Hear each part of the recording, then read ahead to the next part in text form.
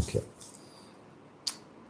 When you celebrate others' victory as your victory, you are in the right place to manifest blessings.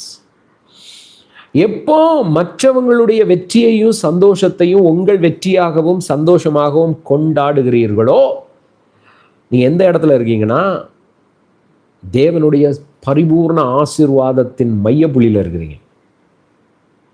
இதுதான் secret. பாருங்க, இதுதான் secret. நல்லா இருக்கிறவங்க நல்லதை பார்த்தா கொண்டாடணும், என்ஜாய் பண்ணணும், செலிப்ரேட் பண்ணணும். பணக்காரங்களை பார்க்குறீங்க, ரிச் பீப்புளை பார்க்குறீங்க, கொண்டாடணும். வாவ், எவ்வளோ இல்லை, எவ்வளோ சூப்பரான வீடு இல்லை, வாவ். நீங்கள் அப்போ நீங்கள் அந்த இடத்துக்கு போயிடுவீங்கன்னு அர்த்தம். நீங்கள் அந்த இடத்துக்கு குறியவர்கள்னு அர்த்தம்.